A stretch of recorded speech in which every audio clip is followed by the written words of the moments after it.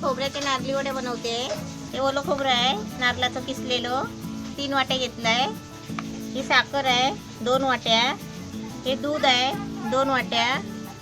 हे बदाम आहे, म्हणजे आपल्याला पाहिजे तेवढे घ्यायचे। मी 5-6 घेतले। ही वेलची जायफळ पावडर आहे, 1 चमचा घेणार आहे। आणि हे शुद्ध घी आहे, हे 1 चमचा, म्हणजे ताटाला लावायला। ताटाला नाही तर आपण पाटावर केलं तर पाटावर। मी खोबरं टाकते। खोबरं आहे ना चांगलं थोडं भाजून घ्यायचं आधी। खोबऱ्याच्या अंदाजाने आहे ना सगळं करायचं। खोबरं आपण केवढी पण वाटी असू दे, ते आपण मापाने घेतलं ना खोबरं, तेवढंच मापाने साखर घ्यायची 2 वाट्या। म्हणजे 1 वाटी कमी घ्यायची, म्हणजे 2 वाट्या घ्यायचं। 3 वाट्या खोबरं, 2 वाटी साखर, 2 वाटी दूध। असं 1 मिनिट चांगलं भाजून घ्यायचा। आणि त्याच्यामध्ये आहे ना ही साखर टाकते। ही साखर आहे 2 वाट्या।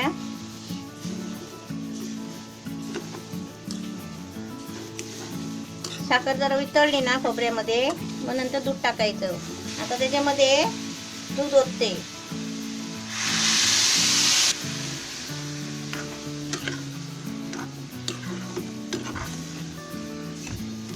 आता थोडं आहे ना सुकायला पाहिजे, मग थोडा मी ढवळायचं ठेवते। ही वेलची जायफळ आहे पावडर, हे आता मी त्याच्यामध्ये 1 चमचा टाकते।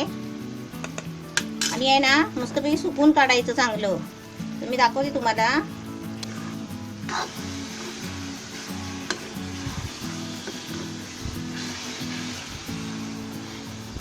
आता त्याच्यामध्ये आहे ना हे बदाम टाकले, हे बारीक बारीक करून टाकले।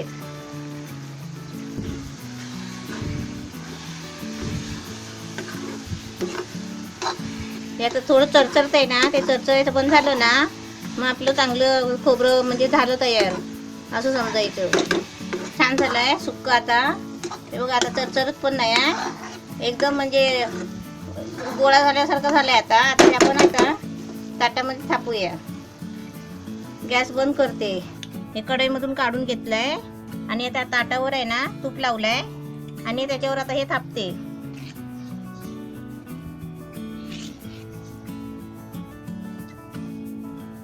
हे ना असे थापायचे, जरा म्हणजे थंडच करून थोडा घ्यायचा, जास्त थंड पण नाही। हाताला चिपकतो ना, मग असं पाणी घ्यायचं थोडा, हात असा जरा ओला करून घ्यायचा। ते थापून झालंय। हे आता थोडा वेळ आहे ना, म्हणजे 2 मिनिटं थंड व्हायला द्यायचं। नंतर मी तुम्हाला वड्या कापून दाखवते। याला 2 मिनिटं झाली आहे आणि आता हे सुकलंय पण थोडा, आणि थोडंसं ओलं आहे। आता मी त्याच्या वड्या कापते। आणि सुरी आहे ना ही बघा अशी पाण्यात बुडवायची, पाण्यात बुडवून आहे ना असं कापायचं। हे आता असे एका बाजूचे कापून घेतले, आता ह्या बाजूचे असेच कापते।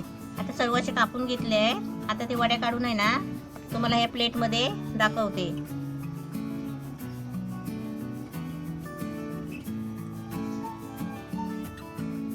अशी सर्व वड्या काढून आता तुम्हाला मस्तपैकी दाखवते।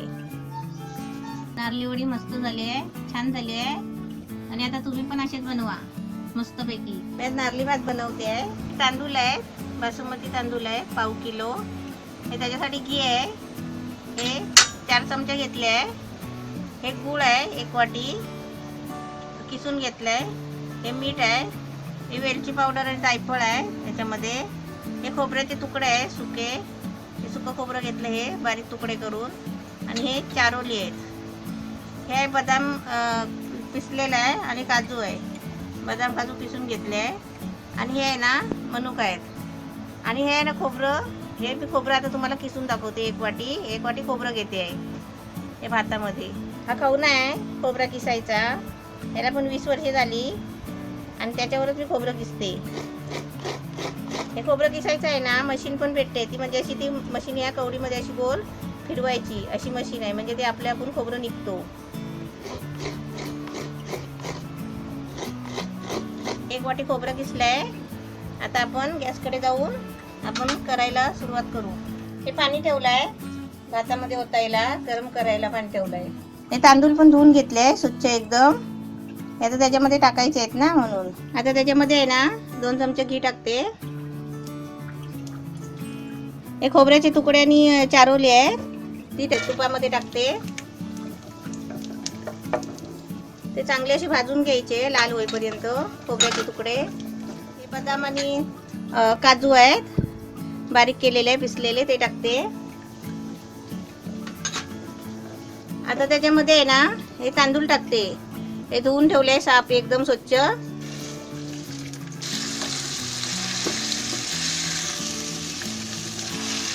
चांगले तांदूळ आहेत ना, चांगले असे फिरवून घ्यायचे, चांगले गोलून ते तुपामध्ये चांगले भाजून घ्यायचे.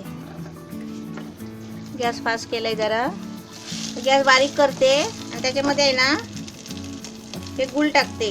गूळ 1 वाटी आहे.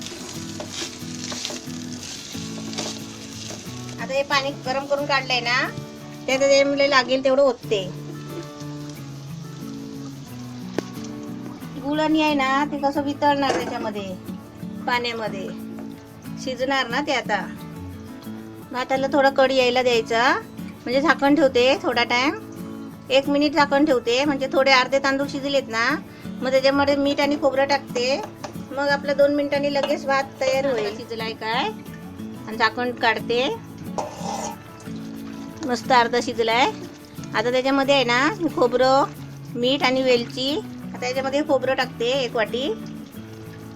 हे जायफळ आणि विलायची आहे. हे थोडं चवीपुरतं मीठ टाकायचं. ते सगळं हलवते असं व्यवस्थित आणि झाकण मारते. म्हणजे कसं छान भात होईल, फुलेल भात. आता तो पाणी कसं आपण भाताला लागेल तेवढंच पाणी ओतायचं 2 मिनिटासाठी. आता मुरला की मग आपण नंतर खोलून बघूया. गॅस जरा बारीक करते. आपण झालाय का, छान झालाय भात. गॅस आता बंद करते आणि तुम्हाला काढून दाखवते. नारळी भात तयार झालाय मस्तपैकी.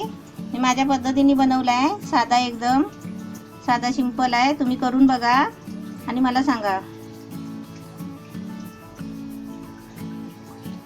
मस्त खोबऱ्याचे लाडू बनवते.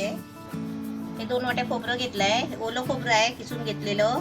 आणि ते असं कसं तुम्ही म्हणाले असं ओलं खोबरं मी पंख्याखाली आहे ना सुकवून घेतलंय. ते थोडं म्हणजे थोडं 10-15 मिनिटं मी सुकवलंय.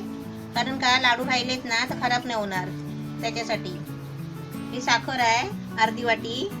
हे दूध आहे अर्धी वाटी. 4 बदाम घेतले कापून एकदम बारीक. आणि ही वेलची जायफळ पावडर आहे. हे थोडंसं हाताला लावायला घी घेतलंय.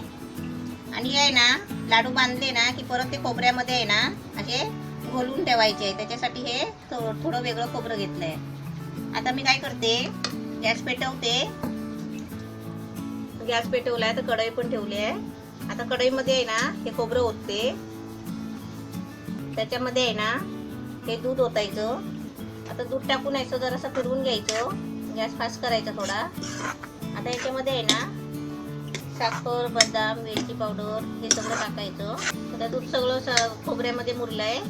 आता याच्यामध्ये आहे ना मी बदाम कापून तुकडे केले ते टाकते. वेलची जायफळ पावडर ती अशी अर्धा चमचा जास्त टाकायची.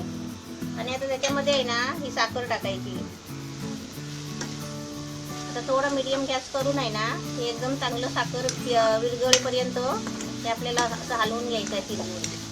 आपलं मस्त झालंय लाडूचं सारण.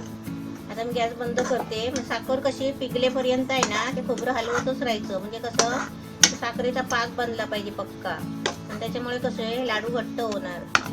गॅस आता घालवलाय. आता हे थोडं आहे ना सारण थंड व्हायला, म्हणजे एकदमच गरम कसं हातामध्ये हात भाजेल ना, मग थोडं थंड करूनच लाडू वळायचे आहेत. हे घी घ्यायचं थोडं हाताला लावून, मग हाताला चिपकणार नाही म्हणून. जेवढं हाताला सहन होईल ना तेवढंच घ्यायचं, जास्त गरम नाही घ्यायचं. आणि आपल्याला जेवढे आकार पाहिजे तेवढे छोटे छोटे मोठे मोठे असे पाहिजे तेवढे आपण बनवायचे.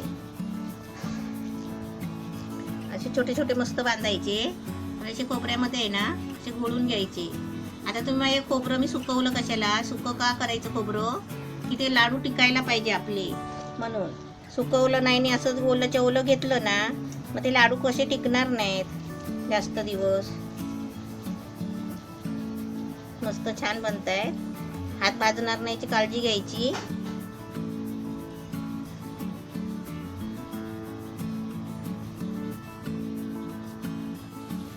खोबऱ्याचे लाडू मस्त झाले, छान झाले. असे तुम्ही पण बनवा मस्तपैकी.